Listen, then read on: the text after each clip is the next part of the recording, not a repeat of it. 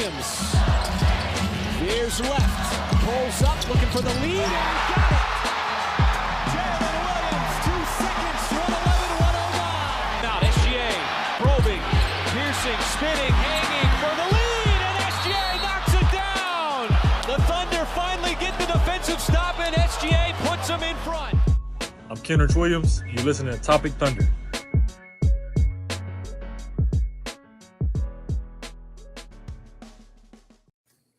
Welcome back, everybody, to another edition of the Top of Thunder podcast. I'm your host, Dylan Huntsinger at Thunder Chats. We're part of the Believe Network, and this podcast is brought to you by the good folks at FanDuel. And, as we talk about FanDuel, I'm going to share in a little bit.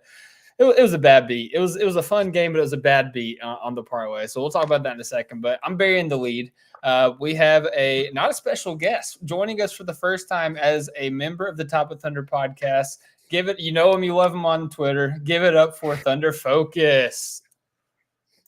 What's up, y'all? Really excited to join the team. Love talking Thunder basketball almost every single day. So just another platform to share my opinions, talk with other people and just express them, after every few games. I'm really excited. This is a great way to start it. There's a lot to talk about. Yes. Just one of my favorite games in a while, honestly, even including the playoffs. Like this was a classic, an instant classic. So I'm really excited to deep dive into this game.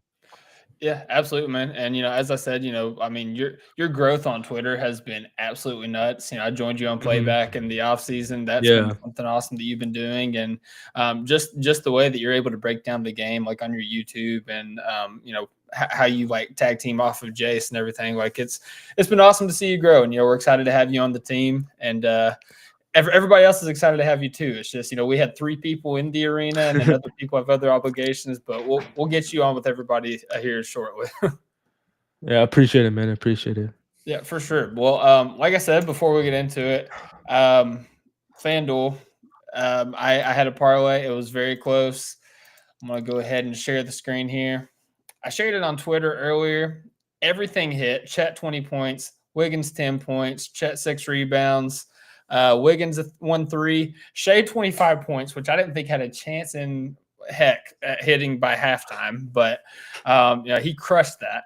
Sengun 8 rebounds, Hart 6 rebounds. What killed me was Durant did not make a single 3 tonight, and that also plays into the Shai's missing his assist by 1. Yeah. And then Hart only had 6 points instead of 10. So I could have turned $9 into, about $5.50, something like that. But we had a no sweat anyway. So we'll try. We'll define another day. But hey, with that being said, shout out Peace Meister in here saying, welcome, my guy. Love your tweets.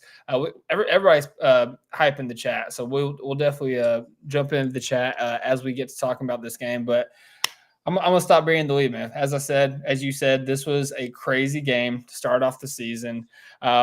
We were saying off pod, like maybe the best regular season game in Thunder history. What was the biggest takeaway from you for the game? We call it a single large item. We kind of like go back and forth, do a takeaways from the game. So your inaugural single large item focus.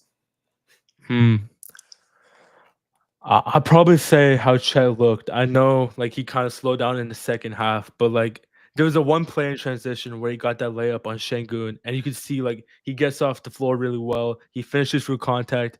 Just overall, his balance in his body looks so much better. And we remember last year, the first 10 games of the season before he got injured, he was averaging about 20 points, extremely efficient. He was moving really well. And you kind of see him, back in that same realm. Dominating the middle of the floor. Same thing that happened with Chet to begin the season last year. He was hitting a lot of mid-ranges. He was using his touch, using his overall size. I absolutely loved what I saw. Crazy he didn't hit a 3-pointer today. I swear he had so many long jumpers, but just overall really happy with how he played. Obviously some stuff defensively that I wasn't really too happy about. I think he struggled sometimes against Sengun. And then the rebounding, of course, was a little on-off. But overall, especially with J-Dub out for at least maybe a week or 2, maybe longer, it's going to be really important for Chet to take a big role in the offense. And also long-term, no matter what happens with this Thunder roster, the plan is for Shai, J-Dub, and Chet to play together for a while, right? And if you're going to pay all these players so much money, you really want your free max guys to live to their fullest potential. You don't want a middling all-star as your third max. If Chet can become a true all NBA player, develop on offense, become a 20-point per game guy. That's gonna allow the Thunder to become like a future dynasty, potentially like make it much more easier in the future and put less pressure on Sam. Like Sam doesn't need to get the highest tier of role players. They can still win like playoff games without the best roster like they have right now. Yeah. No, absolutely, dude. Chet came out on a mission. First quarter, I don't think he missed a shot. He had 13 points on 5 of 5 shooting, and then going into the second quarter, I clicked the wrong button. Yeah, that's when he started to miss a little bit. But he still had, I think he had 18 straight points before he missed a shot. Yeah. And then, after he went on that run, he missed a few. Yeah, like that run kept us in the game, honestly. Like, it was, we'll talk about, each guy as we go on, but it felt like each guy had a quarter in regulation. Yeah. And then, of course, it was Shai that took over down the stretch. But, yeah, Chet absolutely was the first quarter. He looked like the all-NBA version of himself before the injury. And he actually did hit 2 threes in the first overtime. You're right. Yeah, and one of which I thought was the dagger, and I think it put us up 5. And I said Chet with the dagger, and somebody said not so fast. Of course, they were right, but yeah, no, man, Chet looked absolutely phenomenal. The thing that was shocking to me is he didn't have a single block tonight. Like, he had a lot of really good rim contests, but no blocks for Chet tonight. So that was interesting to see. But yeah, offensively, he was absolutely phenomenal. We could have used him down the stretch. Obviously it's hard to keep your bigs in the game, especially as it goes into overtime and stuff like that, as we saw losing Hartenstein as well.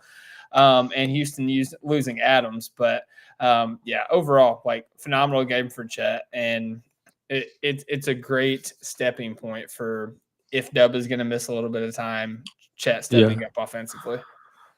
Yeah, especially against a team like Houston. Like, going into this game, I was kind of worried because, obviously you're missing J-Dub, you're missing Joe also, you're missing you're missing your second best ball handler, best shooter. So, obviously you're looking at Chet even more. This is an extremely physical team, right? Like, everyone in Houston's extremely strong. They're pretty athletic. They're pretty big. It didn't really scream as a matchup that Chet would dominate in, even if he's playing against Sengun. But, see him comfortably, just get to his spots on the floor. That one turnaround midi on Kevin Durant got me so excited. And that was really the most exciting part for me, because watching Chet the last few years, once he tries a lot of those turnaround midis, teams solve them very quickly, right? It either gets blocked the second or third time he tries it. Today, throughout the night, he was getting that shot almost every single time, and I don't think he got blocked once.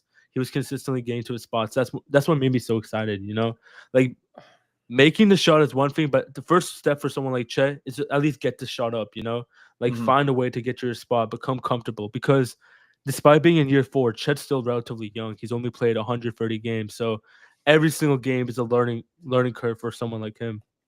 Yep, absolutely. And without further ado, we are joined by somebody, boots on the ground in the arena tonight. As I was talking to Focus, what a freaking game to be at live. Yeah. Ring night for one, and then this monstrosity of a double overtime game. We got the one, the only, the man with the legend, the Underscone. 3 Cone. What up, Cone?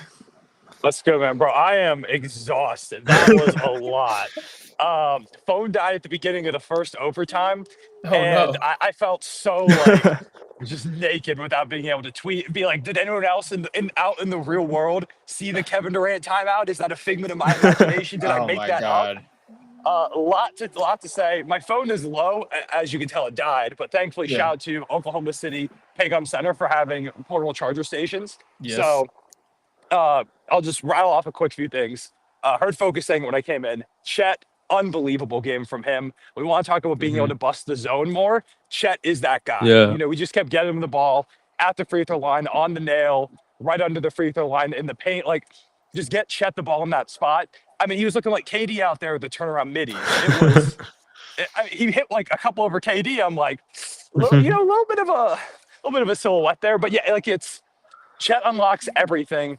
And if we want to take the offense to the next level, Chet is a huge part of that.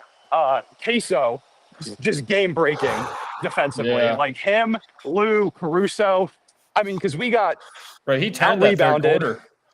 Yeah, I mean, because we got out-rebounded. They hit more threes than us. They had more free throws than us, and they still lost the game because, it's the ball pressure. It's the ability to force those turnovers, get those extra possessions.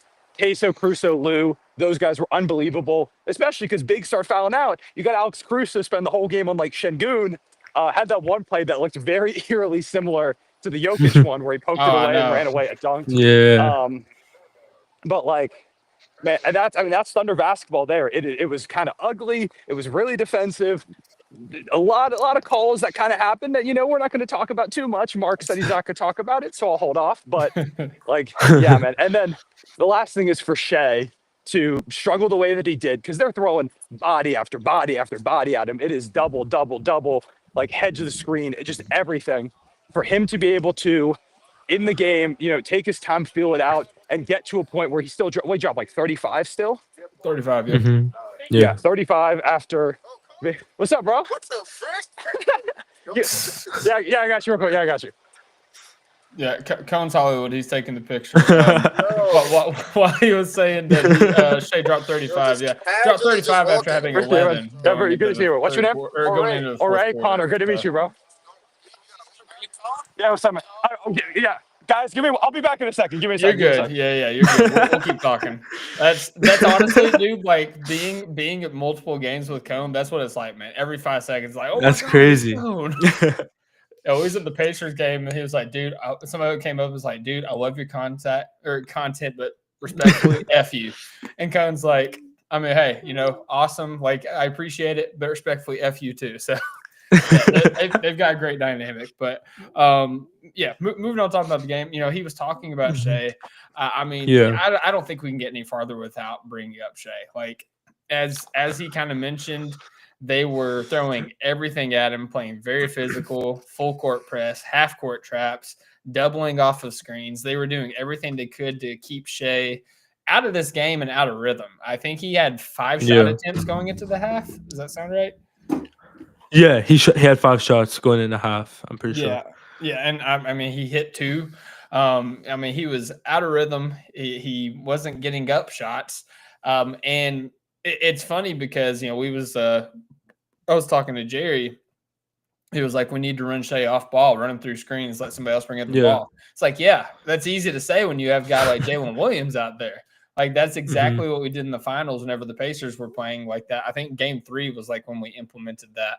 And, that's when Shai was able to, kind of shake them loose, especially there at the end of the game and, get that Nesmith shot. Maybe it was game 4. It all ran together for me. Yeah, game 4. Yeah. But yeah, down the stretch, I tweeted it out. After going into the fourth quarter, I had 11 points. He scored 24 points in the fourth quarter, overtime, double overtime. And focus, man, like he had some vintage clutch shots. Dude. He had the one over Amin on the baseline to tie the game up. He shifted Jabari there in the mid range. I think in like overtime, just at the double overtime. He had that one where I legitimately think that he hurt Amin's ankles with the way that he shifted, and then he pulled the 3 up right in his mouth. He was absolutely insane. Like that game from Shai is just like the definition of just ascending. Like you look at the first half, there was no crease in that defense, and there still wasn't in the second half. Steven Adams, he was disregarding like whoever was screening for Shai. He was so high up on every screen. Houston was like, no matter what, Shai's not going to shoot a shot. He still somehow found a way in that fourth quarter. Like if he had a split second, like in between screens, he's going to pull that free. If the second defender is coming up in the pick and roll, he's going to fake going the other way to a quick mid range. Like he just mastered basketball to a different degree that we have never seen from someone like in his position, like a guard, like since maybe Jordan. Like it really is just him, Jordan, Kobe. Like it seems like you're exaggerating, but it really isn't. Like no one else can control basketball and still find a way to get shots at the end of games like him. It's truly unremarkable. Like I'm out of words for Shai at this point. Like he's the best player in the world, and I know some people want to deny it, but he's the best player in the world. Like there's no way you can control him for an entire game. Like it just hasn't happened in like years now at this point. Like he will find a way like to just break for your defense. And Udoka had a beautiful game plan. Like he blitzed, he switched, he threw multiple defenders at him. And at the same time, Hartenstein wasn't really having a good game, right? Every time he got the ball in the short roll, he was either making a weird pass or missing that floater. And still, like, they stuck with it. And I mean, we saw what happened in that fourth quarter. Also, side note, I loved Mark's decision to not call a timeout with 9 seconds left. Just trust Shai to get a quick shot up. Yep. I think that single-handedly helped us win the game. I don't think we're going to get a good shot off against a set Houston defense there, but just, I mean, this is start of MVP number season. Oh my god. MVP season number 2 for Shai. Yep. I cannot speak right now. I'm sorry. Hey, it's hard to speak after seeing something like that. Yeah. Let's see. We got Cone back. Cone, are you gonna be in Hollywood? Let's stop talking about it. Don't talk about it. Don't talk about it. Yes, what Focus was saying. Yes, Shai, unbelievable. To be able to get 35, even if it wasn't his typical efficiency, like the three ball wasn't falling, to still get 35 against that defense whose sole goal is to stop you. Like, that was their game plan. And yeah, Udoka had an amazing game plan. Like, I was not super bought in when they announced the starting lineup with the size. I thought it would be a bit of an issue. And if we made a few more threes, it might have been. But the fact that we were able to still find a way to get, and I thought Mark also coached a great game overall with the lack of options. I felt like he went to the right pieces at the right time. Shout out to Chris Youngblood, getting a minute. I had a friend text me. He's like, I see a Youngblood in the box score. Who is that? I was like, look at the highlights. And he's a fan now. So awesome. It was fantastic. It was a great game. And I mean, to see the banner go up, man, it was special. Like, it was a crazy moment. I don't know how it was presented on Peacock, if it was great or anything like that. Oh, yeah. I've heard people said it was great. Awesome. Love to hear that. So, yeah, I mean, can't really say much more. Like, I'm very glad I was able to be in the building, caught up with Alex and Jerry at different times. Jerry, Jerry, kind of almost got in a fight with someone, typical Jerry. But of course. Yeah, man, it was fantastic. We just got a shake quote on KD's attempted timeout. Shai said Kevin definitely called timeout about 3 times, verbally and physically. The refs just missed it. That's life. He said everybody makes mistakes and you just move on. Yeah, it's like I don't want to. Shai's like, I don't want to hear anybody else say anything about the refs to me the rest of the season. Oh my god, man, yeah. Like, yeah, I can't hear any more of that. But overall, just an unbelievable game, back and forth, really physical. The NBA couldn't have asked for a better open to the season. No, like, they could not have asked for a better way for it to start. Two of the best teams couldn't have asked for a better debut. I know. What a time to come back, right? NBC, look at them go. What a time. Great choice, y'all. Great choice. But yeah, the phone's getting a little low, so I'm going to head out. But Focus, great to see you, man. Great to have you on the pod here. Great to see you, Excited man. to talk with you more. And yeah, Dylan, you're right. I love you, though. All right. I appreciate it. I love you too, man. Be good, man. All right. Hollywood is gone. Yeah, no, I mean, we talked Shai, we talked Chet. We got to talk about the little pieces that got us here because, those were our stars going in. We knew that. Yeah. We at least knew Shai was going to have a good game. We thought Chet was going to have a good game. But I mentioned this was a game of quarters. And I think the second quarter belonged to AJ Mitchell. Like, dude, I thought AJ Mitchell played so well today. Dude, I was whenever preseason ended, I was just praying that AJ Mitchell was ready to start the season, especially with no J-Dub and obviously Topic's out.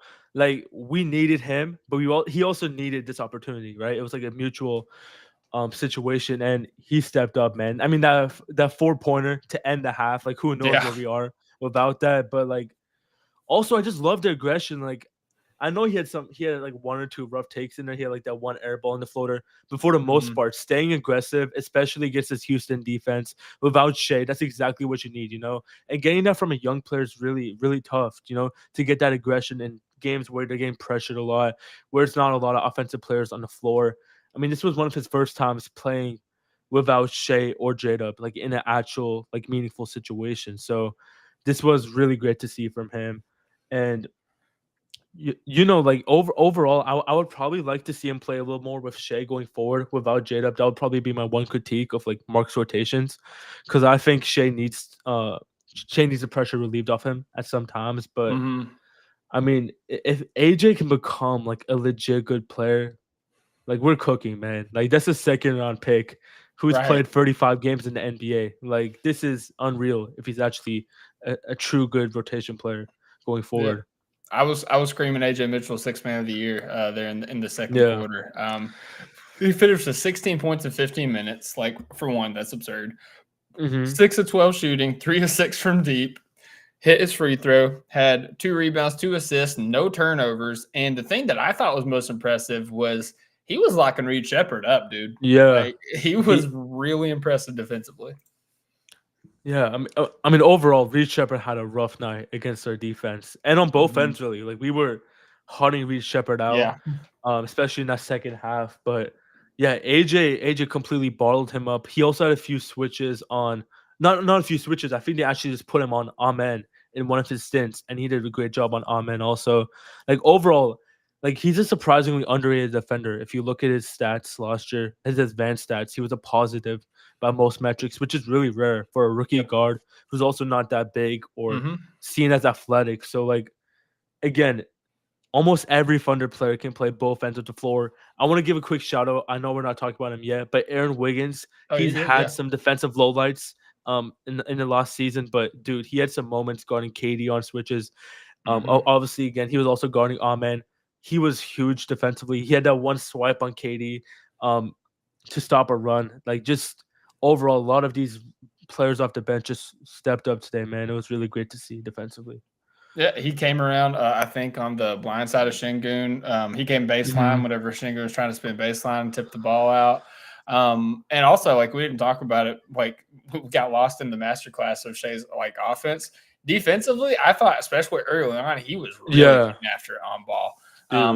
He finished with 4 stocks. You know, he had 2 steals, 2 blocks. So the stock market's back and active for Shai. But like, just positionally defensively, I thought he looked great. And then we talked about second quarter. Like, that's AJ Mitchell's quarter. Third quarter, man. Cason Wallace was absolutely nuts. Like, he finished the game 14 points, 7 rebounds, 5 assists, 4 steals. He shot 5 of 10 from the field, 3 of 8 from deep. And, like, he had some huge threes late. But in that third quarter specifically, like, if you look at the real app, it has, like, a bar graph for, like, how your impact was. It's like flat in the first and second quarter, flat in fourth and overtime. Third quarter, it's just straight up. He had 8 points, 1 rebound, 1 assist, 3 steals, 3 of 6 from the field, 1 of 4 from deep. Like, he was just absolutely getting after it, man. I think he stripped Reed Shepherd. He stripped KD, jumped in the passing lane. He had that thunderous dunk. I think he drew a foul on KD. Like, he was getting it done in a variety of ways, and he provided a spark that we really needed at that point in time. Yeah, and another part, I was looking at the box scores. Shocked he only had 1 offensive rebound, but he gets his hands on a lot of balls. Even last year, like, it was really impressive for a small guard. He's really athletic. He has a great leap. So he's able to get down there. But dude, his hands are incredible. He might have the best hands in the league, straight up. Yeah. Like whenever there's a 50-50 ball in the air, he's snatching that immediately. Like, you have no doubt in your mind. And his ability to obviously play against I think he played against Amen most of the night, right? He was a primary matchup. Yeah. So being able to guard him, but also at on the other end, hitting all those 3-pointers, like, the 3-point volume was really encouraging for me because Cason's never been like a extremely high volume shooter the first 2 years, especially last year since he was in a shooting slump. But seeing him get 8 3-pointers up, and then obviously the tough one, I think it was in the first or second overtime off the dribble, end of shot clock, hitting that free, like, just single-handedly saved the game there. So, I mean, again, like, third-year players shouldn't be this good, like, especially with Caruso starting to age. Obviously not yet, but, like, there's gonna be a time where Caruso's either gonna be off the roster or regressed. Like, seeing this progression from Cason's really big because I thought last year he kind of stagnated a little bit. Not saying he was bad last year, but, like, there was not really any leap. So to start off the season like this, dominating on both ends, being not even arguably being the Thunder's best role player probably today was a great step in the right direction. And he's gonna get paid soon. We just saw the Tamani Kamara deal, Dyson Daniels. He's gonna get something in that range probably. So I'm excited to see how the season goes. Going to be really important for the Thunder going forward contract wise. So good to see him start this way. Yeah, man. He I mean, and he's year 3, man. Like it's like Diggs was saying last year, like this would be a guy that if it was on like a rebuilding team or like a lower profile team, like it'd be like, this is a guy that you're watching. It's like, oh, he has so much upside, but like he's so good right now that we can play him and like you're not even thinking about his upside. But and the thing I was really impressed with, like on top of defensively and hitting the shots, he's grown so much as a playmaker. He had some ridiculous passes tonight, like kickouts, 3. Kind of like I don't like calling him bailout because bailout feels like derogatory, but like Shai like aborts his jump shot or aborts his layup and like kicks it out. He's really good at that. Cason had a few of those tonight, and if that's something that continues, like we got a lot of playmakers off the bench, which is a good problem to have. Yeah. He had 5 assists today, but again, like there was like this one kick out where like 3-4 seconds on the shot clock, he gets out to Dort. I think he had a couple of very good bailouts to Dort. Dort just didn't convert, sadly. He had a really, really, really, really bad night from free. I don't know what he shot specifically, but it felt he really shot bad. 0 of 8 from 3. Yeah.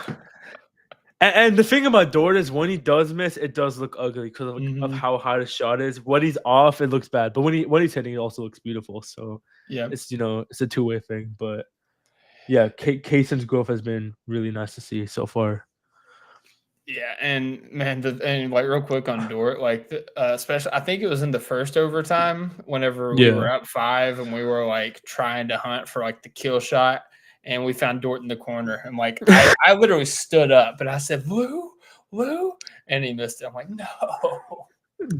Dude, the worst thing is like you always believe in him so much. Like every time he shoots a free, you just want to see that moon ball goes in. You want to scream Lou. So like the disappointment every single time today was really tough to see. But I'm not worried at this point. He'll get it going eventually. And you could feel it in the arena, like the energy whenever he took a shot and missed. It was so funny, dude. Especially the dagger, bro. I remember like there's such a big sigh in the crowd after that. Like it's like what could have been. Otherwise, Heart kind of like he was really rough early on in the game, and I think that he started to come on there late, and I think he even made some big plays after Chet went out, but. Overall, how did you feel about the double big lineup against the double big lineup? Yeah, again, I've always been pretty vocal about double big, single big in specific moments. This was always gonna be a weird game because like not many teams in the league have a lineup like Houston so big. So I understand why they went double big at the beginning. Pertaining to double big in general, I think they held their own on the boards for the most part. Like until like the fourth quarter where like Chet and them really got in foul trouble. I thought that was pretty nice to see. They didn't get dominated on the boards at all. But Hartenstein in general had a weird game. I agree with you because like first of all he was kind of overthinking stuff in the short roll. He wasn't very confident in the floater. I think Shai was getting the pass out a little too early. So like Hartenstein really wasn't at the free throw line. He was like a little behind, so he wasn't comfortable for shooting from there. So again, it was a weird start for Hartenstein. Then he airballed that 3-point shot, which was a little crazy to see. I didn't really expect him to shoot that in game 1 of the season, but the airball at far is crazy too. Yeah, It's one thing to short it, but to long it's crazy. Yeah. I really don't have. I know I'm kind of giving a non-answer here, but I didn't really have many thoughts on Hartenstein outside of that because, like, again, it's just such a weird matchup. It's just him and Adams, like, battling it out. He wasn't really used offensively outside of that. In the second half, they kind of went away from him and more to guard screens with Caruso, gave some Chet screens. Like, they kind of just, like, iced out Hartenstein after the first half because it really wasn't working. So, all in all, just a weird game. I'm gonna have some takes on double big. Like eventually, but as of right now, it's really hard to have a take after playing against a Houston team that's so big. Yeah, no, that's fair. And the points that stand out, obviously the air ball 3. He missed back-to-back push shots, which was like, I don't think I've Yeah. ever seen that. And then the one where he got the ball, I think he was on like the left wing and he was trying to rifle bounce past to Cutting Caruso, and Yeah. like it was like, dial it back, IR. That had a little bit too much sauce on it, but it's all right. His heart's in the right place. They're still trying to get the gears rolling. Like Shai said in the post game, like they're still a little rusty. Like, they've played a Yeah. few preseason games, but not all of the guys got to play. I don't think anybody played a full game. Most of them only played one half. So like they're still kind of getting their sea legs under them. So not huge cause for worry. And also, like the caveat that I was saying, like the entire game, like this team will look much different with not only Jalen Williams, but also Isaiah Joe, because Isaiah Joe's spacing like provides, I mean, obviously it provides spacing, but it provides such an outlet, especially for like teams like Houston. Like whenever I think the Raptors used to really aggressively like trap Shai, having a guy like Isaiah Joe out there to, be a release valve, it does dividends. So. Yeah, it really hurt today because like when I look at this offense, the two best options to put like right beside Shai, like one pass away situations, are probably Isaiah Joe, your best shooter, and then J-Dub, your second best player. So like it was really rough not having either of them. Now you're relying on guys like Cason, who I thought did solid, but still not the same level of J-Dub or maybe Joe like off the catch, or you have to rely on someone like Caruso or Dort. Like you have to rely more on your defensive trio than your offensive guys, which was kind of rough. Which is also kind of why I wanted to see AJ play with Shai at some time so we can maybe have AJ off the catch. But sorry, what were we talking about? What was the initial question about? It was about Hartenstein? Yeah, no. I was just I was just kind of Okay. like expanding on it. Was there any other like key points you wanted to talk about with the game? We didn't mention a lot about Caruso or even Dort, which even though Dort struggled offensively, I thought he played really well defensively. Yeah, the reason why the Thunder have always done pretty solid against KD the last few years is strictly because of Lou Dort's like ball pressure. I mean, he had like 2 shots, I think, in the second half, 2 or 3 shots in the second half. I don't remember what exactly the number was, but just denying the ball, that's the first stop. That's the first part of defense against KD. He's gonna make most of the shots if he can shoot over you, so that doesn't really matter. But he tired him out all game. He made sure he's uncomfortable. He made Houston's offense slow down because they're always trying to look for KD at the beginning. Then they have to resort to plan B, which is why Sengun played so well. But as long as you took away like the first the first option on offense, that's all you want to do if you're Oklahoma City. And that's why we had a pretty I know we allowed 124 points, but that's because of 2 overtimes. They had a pretty good defensive game overall. Like you live with that. Yeah, no, absolutely. KD had 5 shot attempts after halftime, and 5 shots. Okay. That goes all the way into double overtime. So, Lou Dort did a really good job of denying the ball, which also is what frustrated me so much about Caruso just absolutely leaving Sengun at the end of double overtime to try to get the ball out of KD's hands. I'm like, low-key, I would rather have KD have the ball in his hands at this point, the way that Sengun has been playing. Yeah, that was a strong overreaction. There was really no need for that. Like, and I think that's like probably like one of the Thunder's weaknesses end of game. I've seen like sometimes they need to stay away from like specific defensive principles. I get you, like Katie's on a switch, you want to get the ball out of his hands, but if Sengun's playing well and like it's a 1-point game, you don't want to just give him a free lane, especially when your big is out on Katie. You don't have any rim protection inside. It just made no sense, and that was just a really bad judgment call at the time by Caruso. But thankfully, it didn't really matter at the end of the day. So yeah, absolutely. Thankfully, it could have been catastrophic, but thankfully it didn't. I do want to give a tip of cap to Sengun. He's a guy that I've kind of been critical of, just because of like his lack of defense and his lack of spacing, and not really thinking that he could be what a lot of people thought he could be. But to his credit, man, like he was absolute phenomenal today. 39 points, 11 rebounds, 7 assists, 2 steals, a block. Hit 5 threes, which I think I saw somebody say doubled his career high in 3-pointers made. And anytime Houston needed a bucket, like, we talked about it, like we threw Caruso on Sengun like pretty early in this game. And that was the secret weapon against Jokic. And it just did not matter for Sengun. Yeah. Like, if I'm a Houston fan, I know we lost. I'm really excited after this game. Because what if Sengun's just their best player this year, and then KD's are like second fiddle to him? That would be like the dream scenario, you know. Also, Amen going to that role, but Sengun 5 3-pointers to start the season, and these weren't easy 3-pointers. Like maybe the first one was. After that, he was shooting like a few feet behind the arc, some contested. Like these were tough shots, man. He was bullying down low. Like last year, Sengun had a pretty down year offensively because like his touch was kind of off. He wasn't as efficient. He was making every single flip shot, every single floater he got today. So I would be really excited if I was Houston. Going forward, if I'm OKC, you probably want to try to Hartenstein on him at some point. I think Chet actually like did pretty fine when he was matched up with Adams in specific lineups. So maybe you just switch roles, right? Like I know Adams is probably still gonna get the best of Chet, but like just trust him to do enough there, and then put Hartenstein or Jay Will at times on Sengun, because I don't really think.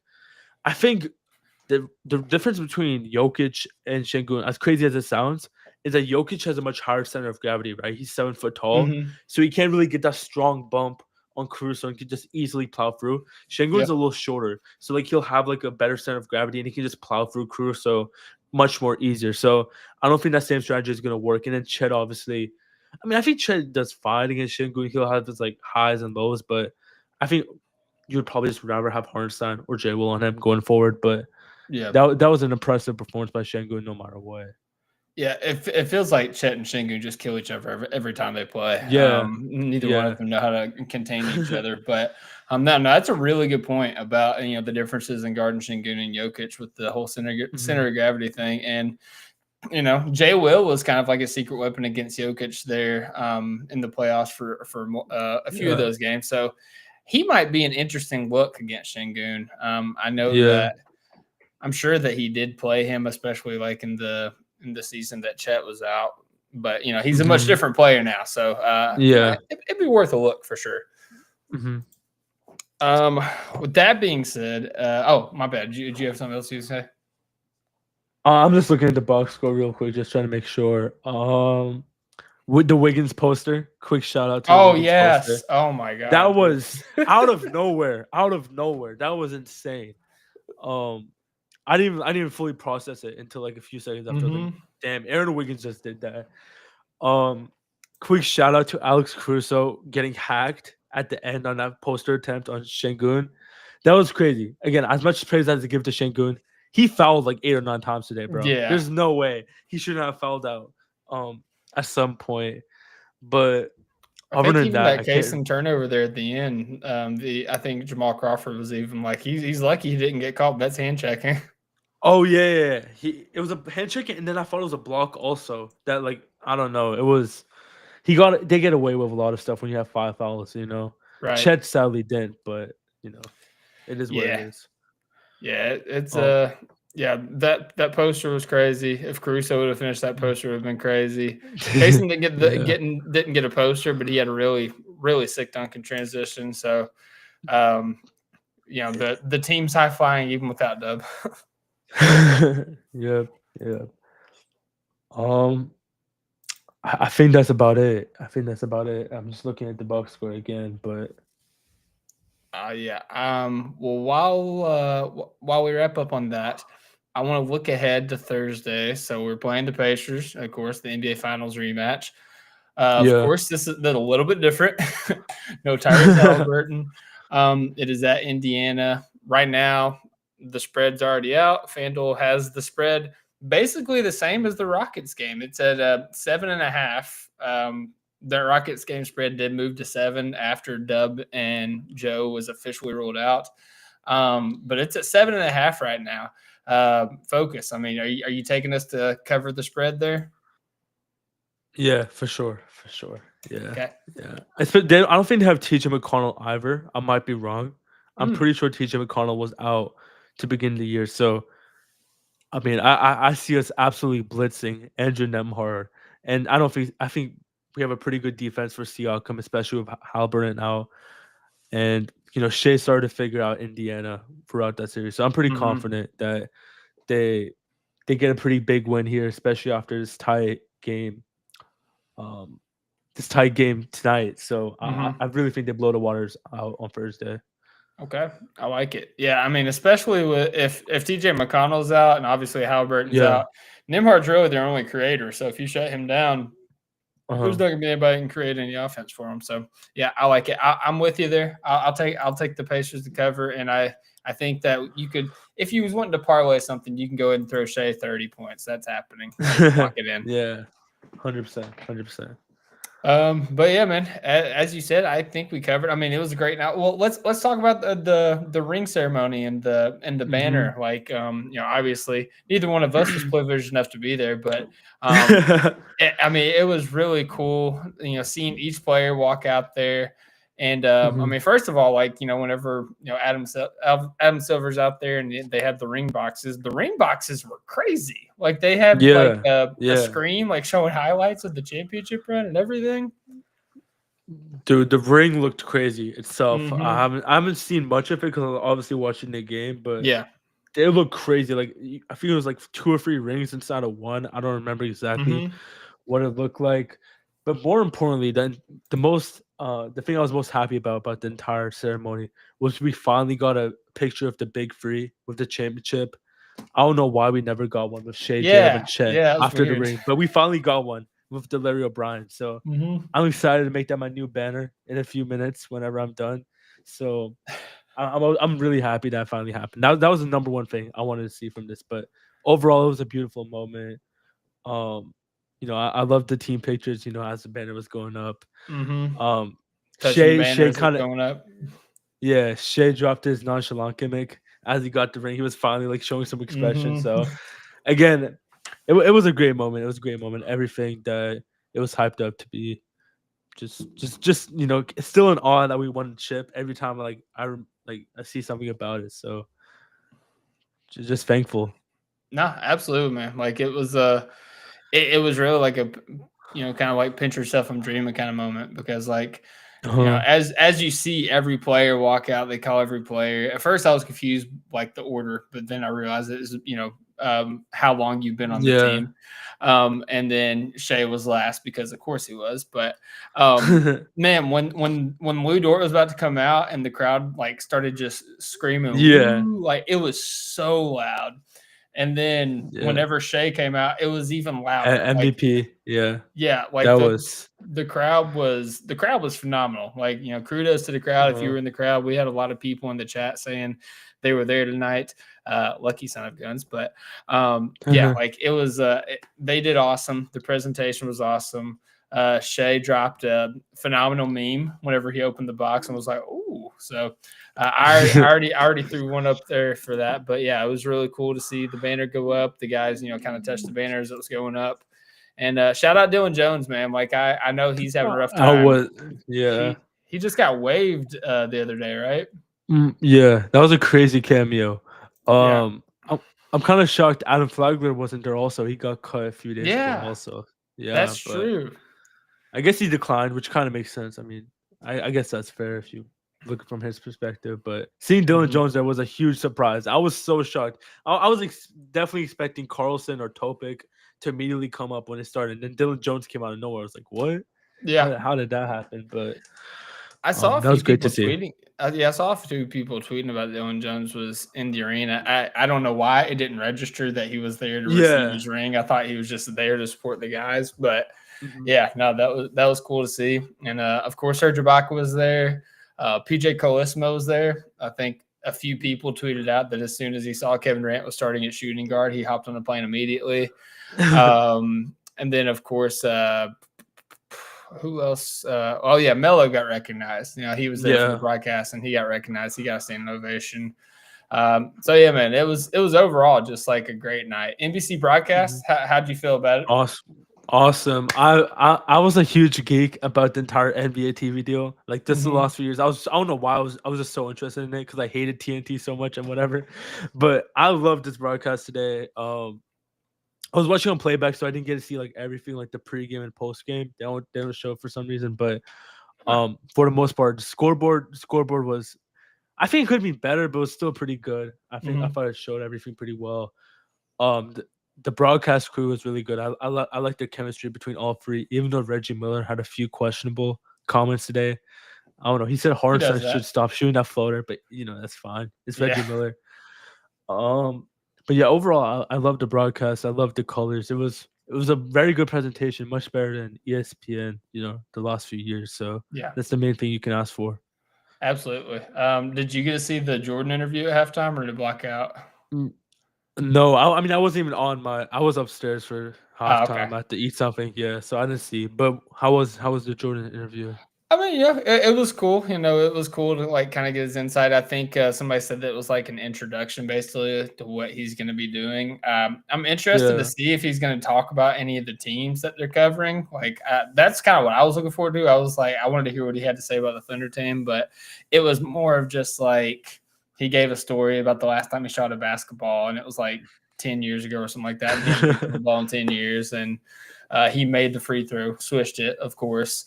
And Mike Tirico was doing the interview, and I got to say, Mike Tirico was glazing pretty hard. Like it was kind of egregious, but yeah. Otherwise, like I thought the broadcast was cool. At the beginning of the game, which I think you can go back on NBC's Twitter if you hadn't seen it. Maria Taylor did an interview with Shai, Dub, and Chet. That was a really fun interview. It was like 2.5 minutes, 3 minutes.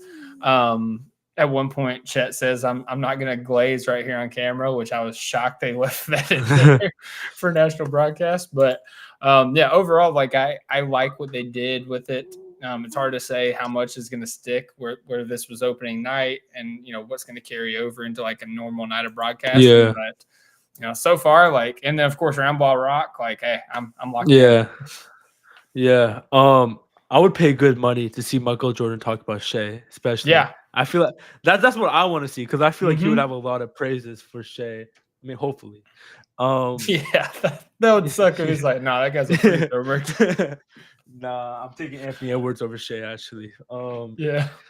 But yeah, I actually really do hope MJ actually does something besides just like his career tale. We already saw The Last Dance. We really don't need like more about MJ's career. I think that's what people are excited about, like him to like prop up the young generation. Like that's why I look at NBC as. Like I know some of it's nostalgia, but I also see it as like a new era, like the new changing of guard. You got the new generations of stars coming in, new TV deal. So I really hope they use MJ for that reason. But other than that, NBC broadcast, no complaints so far. Yep, absolutely. And then is Thursday? I didn't even see. Is that on Prime? Is that the debut of Thunder's debut on Prime? Oh, it's on ESPN. Okay. Yeah, I think Friday's on Prime. Yeah. Yeah, Thursday Night Football's on Prime. I don't know what I'm thinking. That was dumb. Fine. Yeah, we'll get to Prime eventually. I'm interested to see how that broadcast is with Steve Nash and Blake Griffin and Dirk and all that. So that'll be fun. But yeah, I mean, focus. First time on the pod. It was a great time. Great to have you on. Excited to have you on with everybody else. Everybody get to meet you and, you grow and develop on here as well. So appreciate you, man. And everybody in the chat. Thank you all for chiming in. If you guys were at the game, jealous crap of you, but maybe next time. But if you're in the chat, go ahead and like the video. Comment down below what you're thinking. Who you think is going to be the sixth man for the Thunder? Because it keeps cycling in and out. It could be Wiggins, it could be Cason, it could be AJ, it could be Caruso. Who knows? But comment who you think will be the sixth man for the Thunder, and subscribe to the channel, hit the notification bell so you don't miss out when we go live. And until next time, you have a great night. God bless. Hoop when you can. And as always, Thunder up. Thunder up.